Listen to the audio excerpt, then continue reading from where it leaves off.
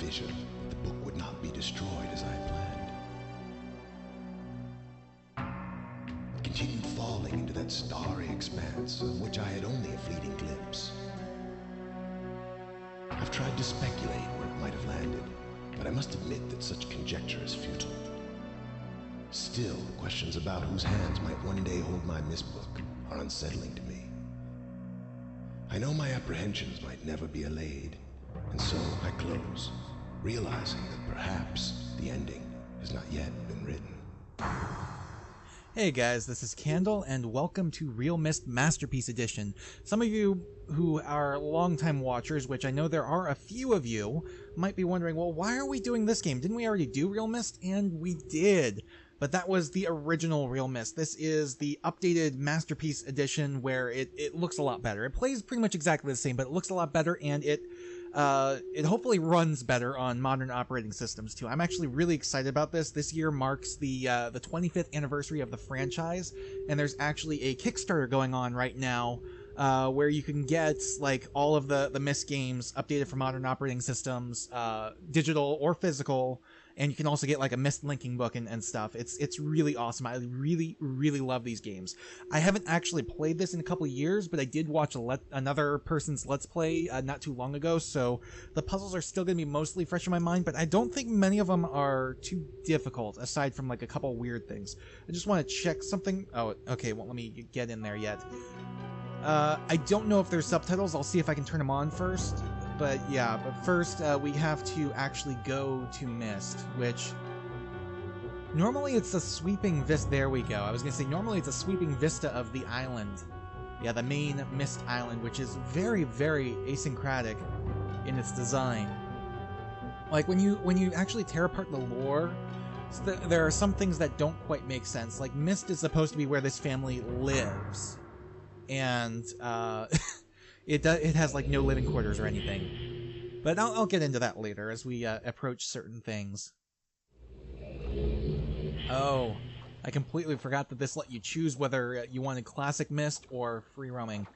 Let's do free roam because I do plan to eventually let's play the MYST Masterpiece Edition and maybe even MYST Classic, and those will have the original move system. So the whole point of realMYST is everything's rendered in real time, so you can free roam.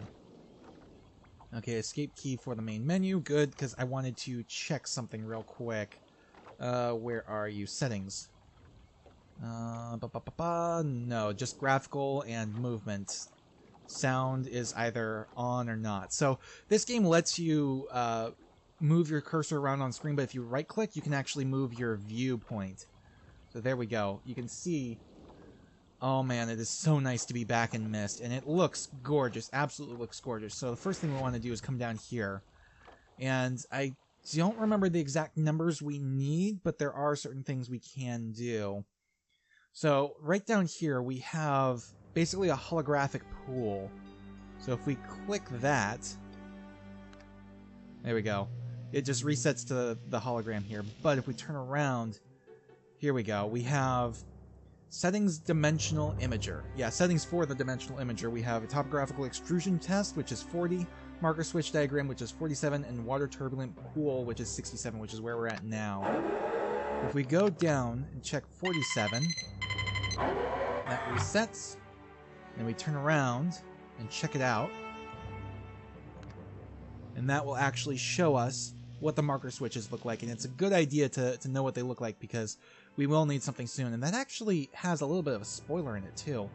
I'm not going to mention quite yet for any of you who this is their first experience with MYST. These games really are wonderful. They're classic point-and-click adventure games.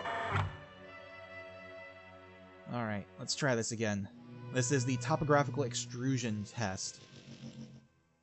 I don't know if this is like anything in particular. I just think it's like a mountain. I've heard some people say it's MYST Island itself, but I really don't think so. It just doesn't quite jive to me that that is MYST Island. I mean, even if without the water level or anything like that. But yeah, this game also includes a flashlight because there is a day-night cycle. I don't remember whether or not the day-night cycle was in realMYST or if it was exclusive to MYST Masterpiece Edition. But the inclusion of flashlight does break a couple things later on. And I'll get to that later. I gotta be careful that my free roaming look does not go outside. Okay, we do want to flip that up though. Okay, and I'll explain why in a minute, but we want that on. Basically, we want to just explore the island right now, flipping on any of the marker switches we find. So up here at the gear, we want to flip this one on, so that's 2. Definitely keep a good track of how many we have. Actually, I'm going to start tally count marker switches. We've got 2 so far. Okay. And we can, since this is free roam, we can actually go back here. You know, the original MYST game you couldn't. You were restricted to certain paths. So here we have another marker switch. There we go. And this is the planetarium. And then, yeah, because you were restricted to certain paths, you would have come up here and then seen this. Catherine, I've left a message of utmost importance in our 4-chamber beside the dock. Enter the number of marker switches on this island to the imager to retrieve the message. Yours, Atris. So yeah, there is the reason why we need to count the marker switches, in order to get that message. Contrary to some people's belief, we are not Catherine. We are an unknown, or unnamed player character. And, yeah, first things up. Let's not go in there quite yet, but let's head over here, because I see another marker switch. There we go. This is the rocket ship. There we go. So that's 3. Okay. So far, so good. No troubles yet. Nothing performance-wise or anything. So this is another puzzle here. And if you look in here, you can see this is actually most likely tied to the sunken ship out front there. But we do have another marker switch. So that is 4. All right. And then there's another one here. So that's 5. So this island is a lot smaller when you can actually free roam it. I don't know why it seems that way. We've got another marker switch over here as well. So that's 6. Okay, and then there is one on the clock tower here that we can't get to, so that's 7. And I want to say there's one more somewhere, but I don't remember where it is. I swear there's one more, though. Where are you? Maybe it is back this way? No.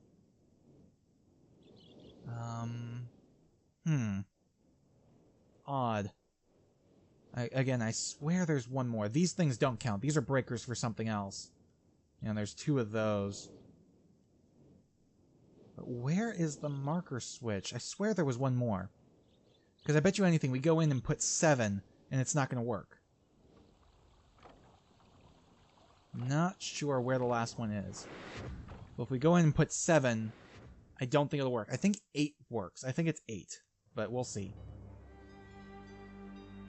Okay, so first up, we need to knock that down to 0, and then try 7.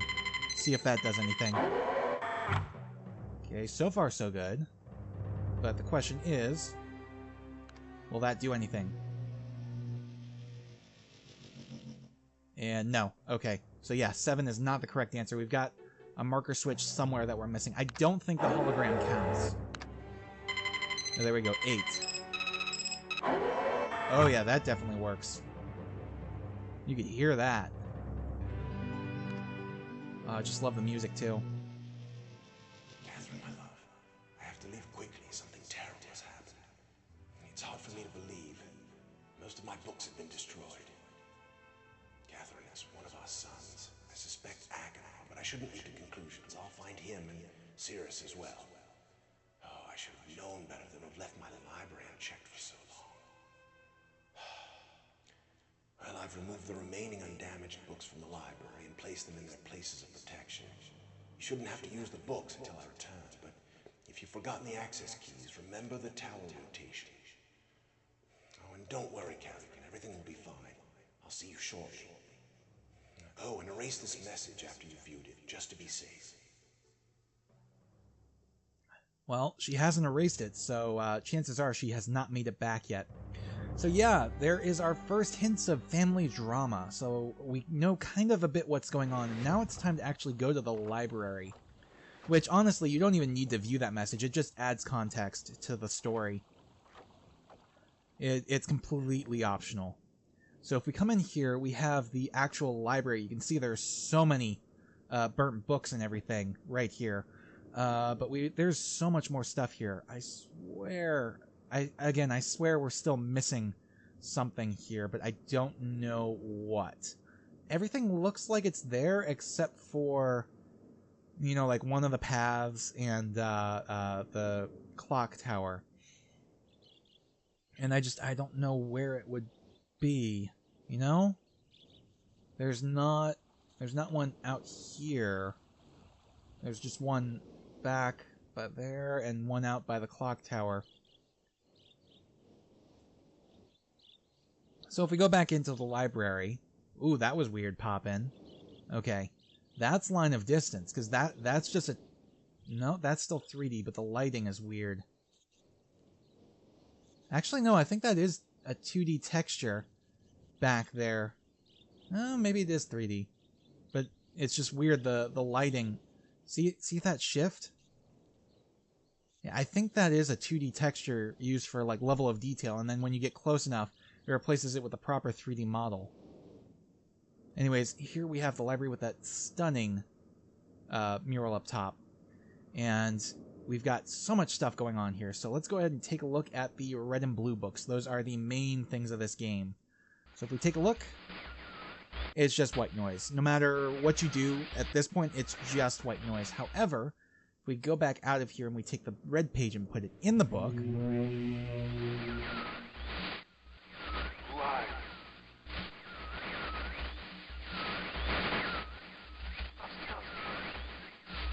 Bring me a red page.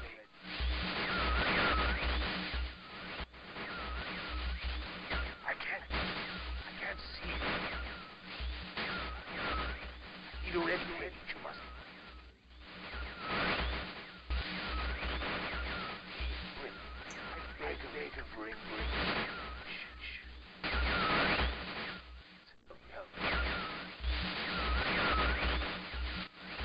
I am serious.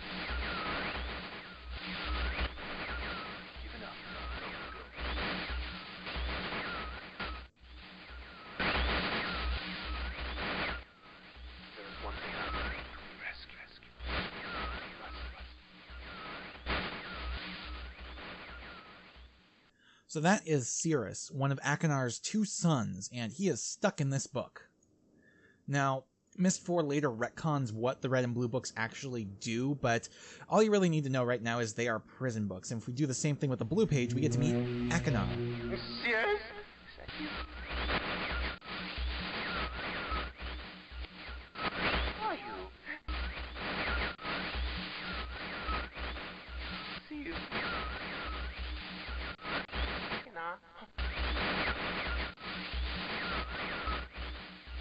Help me. Bring blue pages.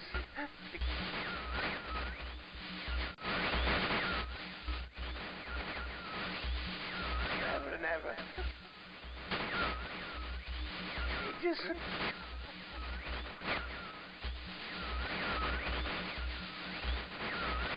I must have the blue page.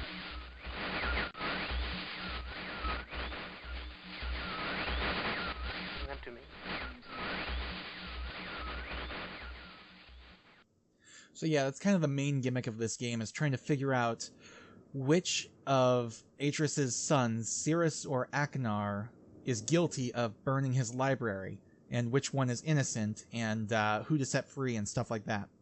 Now, if we take a look at the library... Actually, you know what? First, let's do the tower rotation. Remember, Atreus said, remember the tower rotation. So if you click and hold on that, there we go.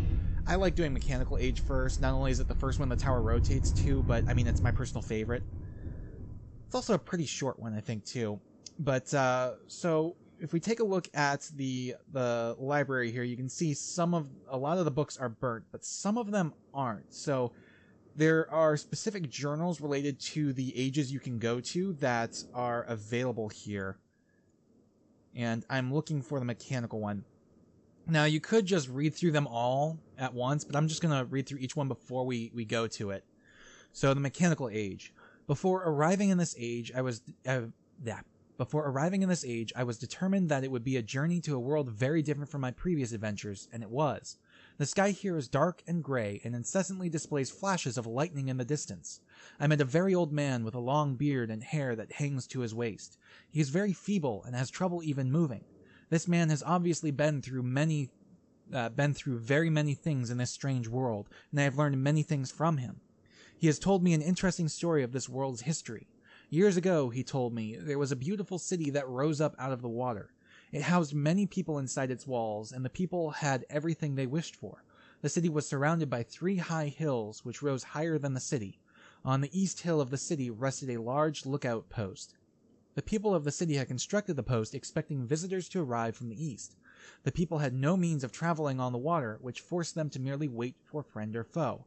So my first question is, why did they build a city that rose up out of the water if they had no means of traveling on the water? How exactly did that work? Anyways, as time passed, friendly visitors brought rumors of an enemy that existed beyond the horizon. The people grew fearful, yet nothing happened. One day, the usually sunny sky became as dark as night, and black ships appeared on the horizon. The lookout post's attempts at peace were turned away, and the sentries there were easily overwhelmed. The ships continued to wreak havoc on the city, apparently destroying everyone and everything. After the foundations of the city were destroyed, the city sunk deep into the ocean, and only the lookout post remained. The black ships sailed away. But wait a second, wasn't the lookout post on the hill? So why? Oh, yeah, because that's the only thing that remains. Okay, I get it. The man continued to say that 8 people had hidden and managed to survive through the attack. In the 9 years since the attack, 2 of the survivors had died. He also said that it was rumored that 10 years from the attack, the enemy would return to finish the destruction they had started so long ago. I have decided, since hearing the man's story, that it would be admirable to save this civilization and stop this enemy's plan of destruction. I am excited about the adventure that awaits me, and an idea has sparked in my mind to provide the needed defense for these people. So already we see the first instance of Atris's god complex, his need to save people. Or actually, that's more of a savior complex than a god complex, but he does have a bit of a god complex as well. I met the remaining survivors today and have begun work on a plan for protection. So this is actually pretty important here because this shows you the internal layout of the fortress in Mechanical Age, including a hidden chamber. After a short absence, I have returned to this age with my 2 sons. They have, as of yet, traveled rarely with me, and they are understandably excited to be here. They have grown considerably since Everdunes, and it is already obvious to me that they will be a great help this time, instead of the nuisance they have been in the past. Oh gee, great dad there. All 3 of us, along with 4 of the healthier survivors, began construction today. We are building upon the old city's ruins, which will provide a perfect foundation for our fortress. My sons have been spending much of their spare time on the South Island, where most of my materials are stored. I am very pleased with their intelligence, and their creativity is refreshing to see as they work on some small projects of their own. It has been 4 months now, and construction is going well. My sons love the world, except for its gray sky. They detest the gray sky and tell me many times they wish the sky here were like the blue sky in Myst. The old man I first talked to tells me that the enemy is due in 4 months. I feel we will be ready when the time comes. The man reminds me of Emmett in many ways, and I often wonder how Emmett and his people are doing. So Emmett is, I think Emmett is the guy from, from Stone Ship Age. Okay. It has been 6 months of work, and we have finally finished the fortress. It rests between the 3 hills, which are now only islands due to rising water level that the people experienced after the attack. Wait a second, but those hills are actually pretty damn close together. So that was a pretty small island then. Maybe or a pretty small city. Maybe it was like really vertically designed, I guess. I don't know. After the attack. Inside the fortress, I have designed a most intriguing device. It makes use of a technology called holography.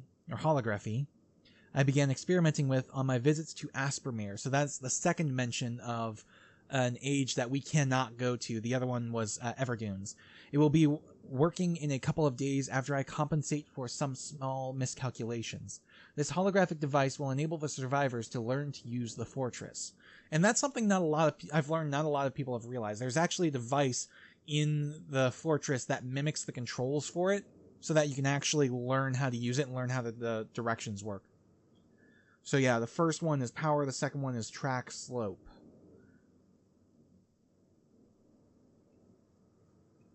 Let's see.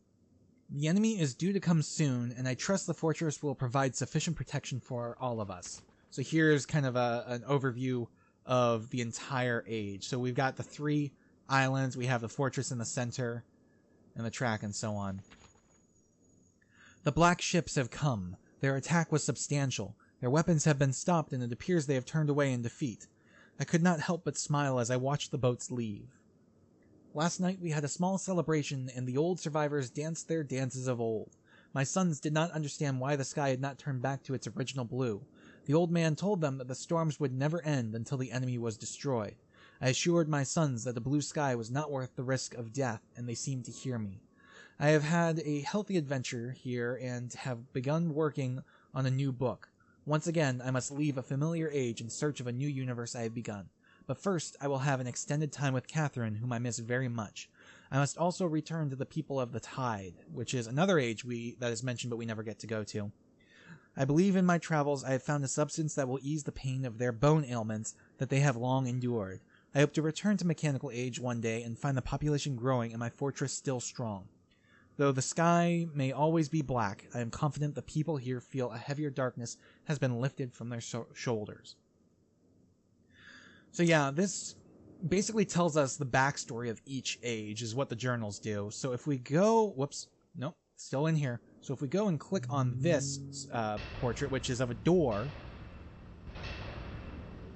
you can see the library, the shelves fall back and descend, and there's a passageway back here, which takes us to an elevator.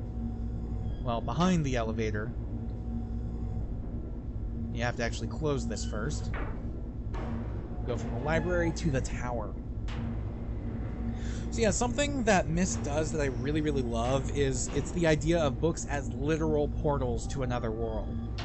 And I've always adored that concept. So if we climb up here, there we go.